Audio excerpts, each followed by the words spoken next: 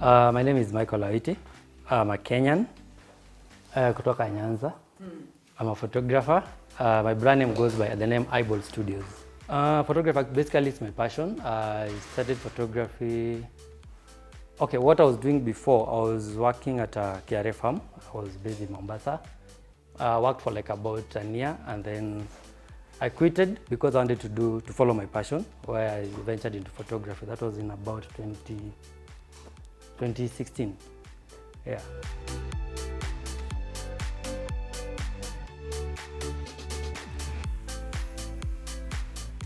Okay, for my campus, I went at Mombasa. That is Kirati, Kenya Revenue Training Institute. And then I got an attachment at Mombasa Customs, worked at Land Bridge Freighters for like about 2 years, and then nearly quit because I wanted to follow my passion. That's when I came back to Nairobi and I started, I wanted to do photography. So it was quite a hard journey because I couldn't afford a camera. I started working early. My first job, that at KRA, I started working at an early age. So you can adjust to reserve savings. So when I came to Nairobi, I didn't have any savings. I wanted to get into photography. And then I managed to raise, my first camera cost like about 30 Gs, which I bought it second hand, yeah, with the help of my sister. Yeah, that's why I started photography now.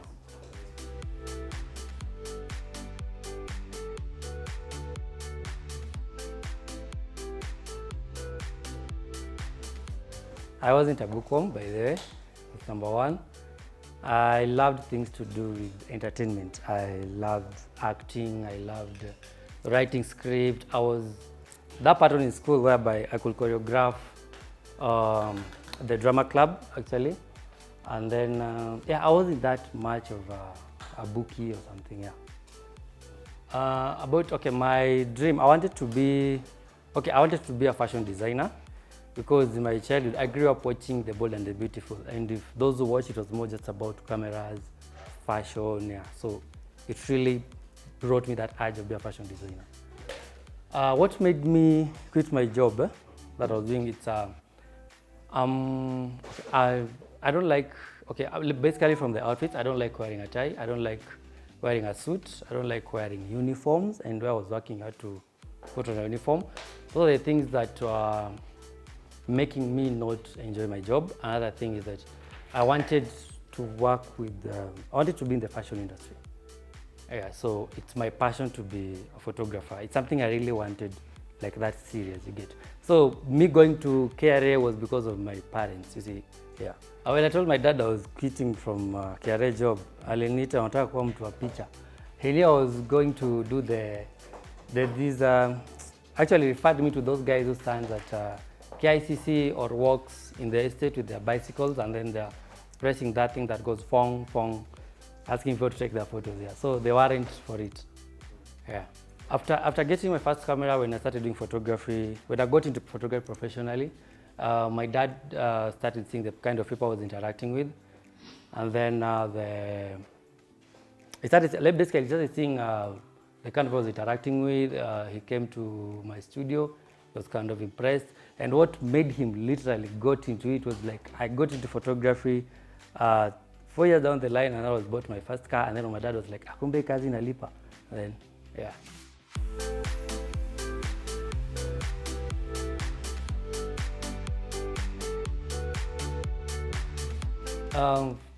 When I was starting photography, actually, it wasn't easy because, as I told you, I never had savings from my previous job because I was more of enjoying myself. Another thing is that I didn't have that financial input from maybe say parents or anyone. So actually, the first thing I did when I came, I was selling female outfits from Gikomba. I was trying to raise the 50 Gs for the camera, a new one, but I didn't manage to do that with the short time that I had. So I bought the second hand, which was about 30 Gs. That was a Nikon D3200, was my first camera. And when I was starting, I didn't have that clientele for my photography, for the type of photography that I wanted to do. So there were a few names in the industry, in the photography industry, which I was trying to catch up with them. I remember one day I was seeing an interview for this guy called Emmanuel Jambo. Yeah, actually, he really inspired me, and I liked his story. He's a Kenyan photographer. I liked the story behind it. So I pushed myself to get into photography on a serious note. So I remember my first job, the first location I had for shooting for my photography was at Embakasi. It was in my studio. It was a movie shop where there was a friend of mine who allowed me to put like a blue backdrop where I was doing passports, photos. And then once in a while you could go to the campuses for graduations. Sini wale were taking you photos, tunabandika na sellotape, unanunua. Alafu so actually my first client, somebody who made me got known to the industry, was Nameless, the artist. I met him at Turkana. It was at Lola Lengeyan. They were doing some festival. I met Nameless there. I did some photos of him. He liked the photos, and from there actually he started being my client, referring me, and then I got to meet the artists, the musicians, and then for me to build my name when I was starting in photography, after I've met Nameless, so he was actually giving me advice like, when you're working with artists or the social influencers, try to incorporate them on collaboration, that is free shoots, so at least to help spread your name out there, which I did. I did for quite a while. I worked with so many the social influencers, the artists, for free to push my brand name. Okay, actually it wasn't bad because some were being supportive, some were telling you, hey, mazee Joy, picha inakaaje. Yeah, so it was both positive and negative, but I had the urge to go for what I wanted. Because I was still starting, so I wanted to learn more about photography, the retouching and everything. The mistake I did actually, it's the pressure that comes with photography. It's a lot, very much.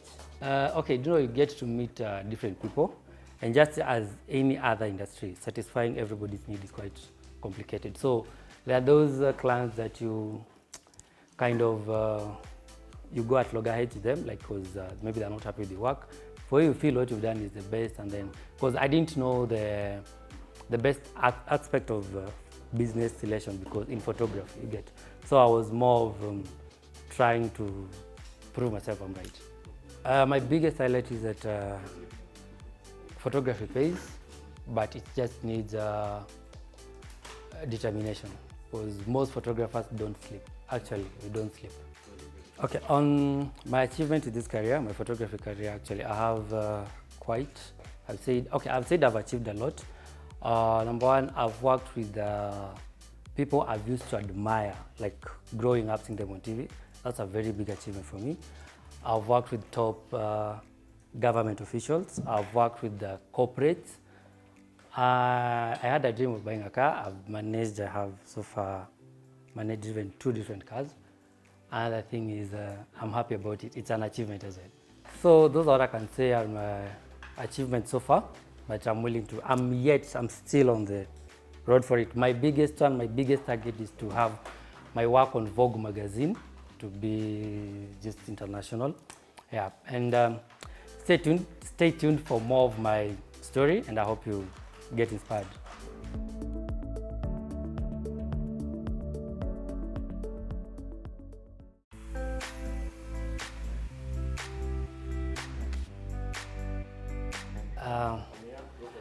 Okay, welcome back.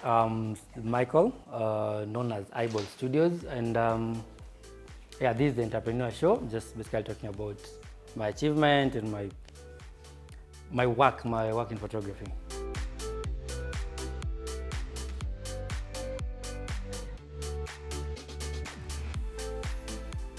Actually, with my achievement, actually I've said it before, and it's more, for me, photography is work. I wake up every morning to come to work.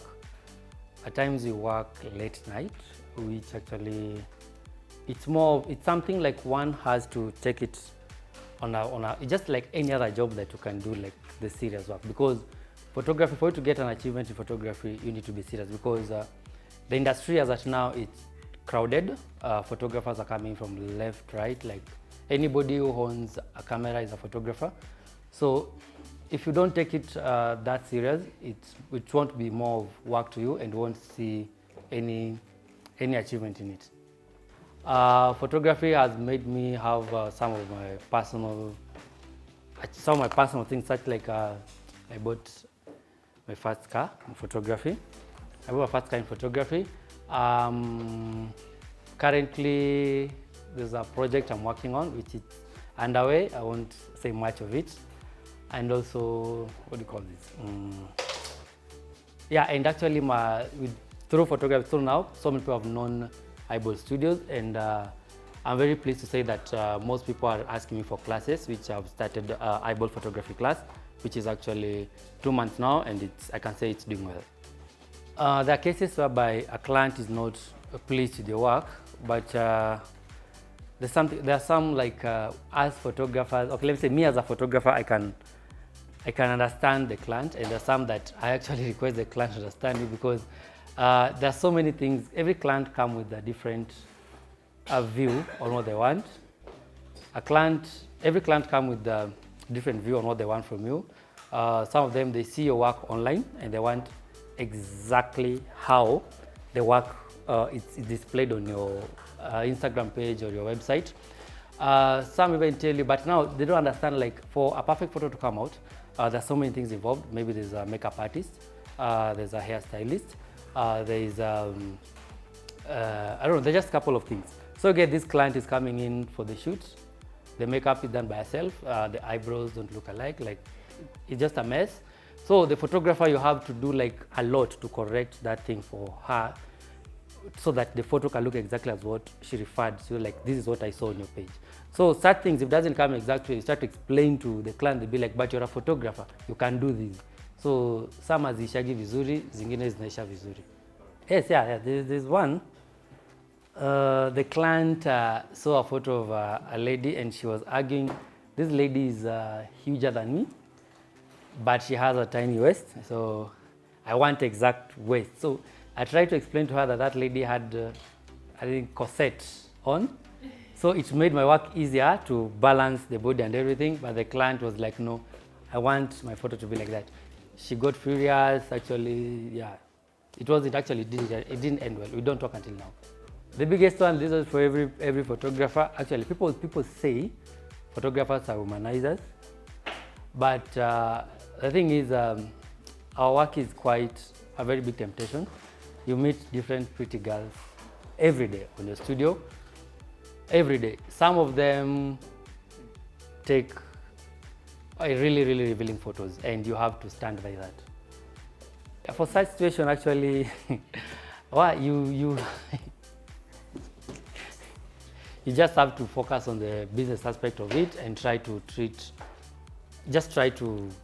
you just want to take photos, and then yeah, that's it. The biggest lesson, what I can say is, when you're in any business, let me talk about the photography. When you're like my kind of business, you're a photographer, you're a producer, you're going to be faced by many challenges. One I've said is the one that you have clients who won't understand, no matter how much you explain to them. Another thing is that you're having to work, like most of the time you work 7 days a week, 24 hours, because every day you having a shoot. There are clients who you have to meet their delivery time, which you have to at times just transnight and say like, today I'm just editing. Number 3 is that you should be ready to, you should be ready to travel. We travel a lot because clients call us from different angles. And also another thing is just try to be professional in it. So for you to be consistent in this photography industry, for you to have your craft known, one thing is just stick to your lane. Don't do something that the other person is doing, because photographers, actually, there's categories of photography.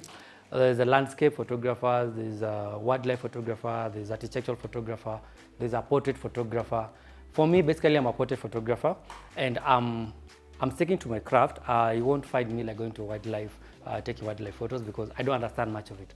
I want to perfect my craft on the portrait photography, where I want to bring a line of my own taste of photography that my client is satisfied with.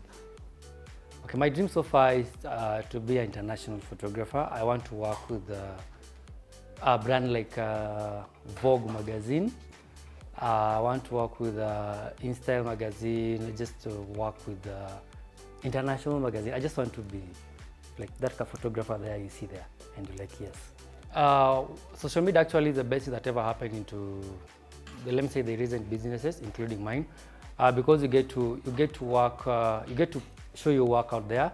But the main thing is just you have to understand the art of collaboration. As much as the client is open, just understand the art of collaboration, because I don't know who the next person I'm collaborating with, what is going to push me or add to what value is the client going to add in my business. So I've collaborated with a couple of brands. I've collaborated with makeup artists. I've collaborated with local products. So that is what is making me at least try to get more referrals and recognition in the industry.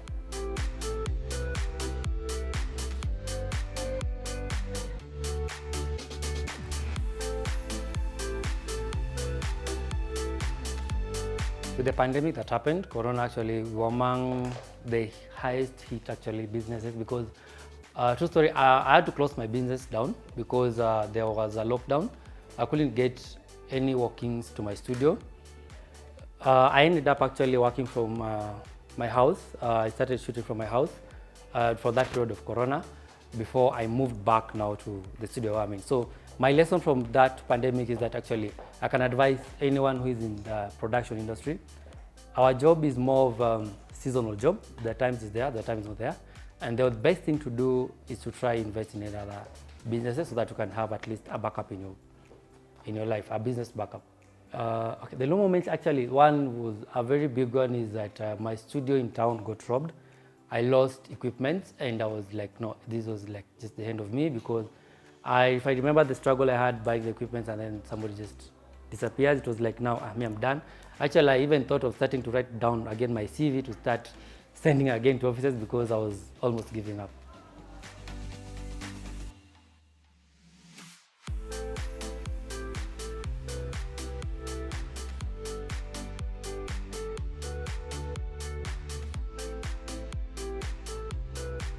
I've had, let me say, the longest moment of my work I've had is that I was doing a wedding shoot. I had actually 3 weddings lined up. Those were 3 consecutive days. I had a wedding in Nairobi. I had a wedding in Mombasa. I had another wedding in Nairobi. Mombasa was on Friday. I had a wedding in Nairobi on Saturday, and I had a wedding in Eldoret on Sunday. It was just a moment for I and my crew. We were like, it was just not easy for the 3 days, because we drove to Mombasa on Thursday night. Friday morning we were at work. Friday evening driving back to Nairobi. Saturday morning we were at work for the wedding in Nairobi. Saturday evening driving to Eldoret. Sunday morning we were at work in Eldoret. So it was just the longest some time in my work, in my photography career. Yeah. And okay, my typical day as a photographer. Number one, I'm not a morning person. I can't lie, I wake up at 4 a.m. to start jogging, to start meditating. No, I love my sleep. So if I get time to sleep, I sleep. I just wake at an appropriate time. I feel for me to try to wake up. I come to my studio depending on my bookings, but basically if I'm busy, my shoot starts as early as 7, which can run up to 10 p.m. or 9 p.m. depending on how the project I was doing was. Okay, it's good because see, in every business you need an assistant, and everybody has, in every business you need to have an assistant, and everybody has their role. For me, I'm more of a photographer and an editor. I have someone called Alex who does most of my videos and everything in the studio. Alex, or Alecograph, who does most of the studio products. I've worked with different makeup artists at my studio.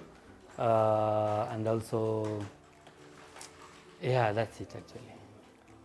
When I'm not shooting, when I'm not at work, actually I'm with my son, or I'm playing pool with friends. Yeah. Apart from photography, another thing that I love doing, it's I can draw. I grew up in a family of actually artists. My mom could draw the pencil work. My brother is a renowned artist, a painter, and also so apart from photography, actually I can draw. I really can. It's actually helping me in my photography because it's more of the same thing, just being a digital pencil artist. Let me say, I can call photography that way. So if anyone want to reach me out, I'm on social medias. I'm on IG as eyeball_studios, Facebook eyeball art photography, TikTok is eyeball studios, and my website is www.eyeballstudios.com. My physical location is at 209 State House Road. That's where I do most of my studio shoots, but I'm available for traveling and everywhere. Yeah.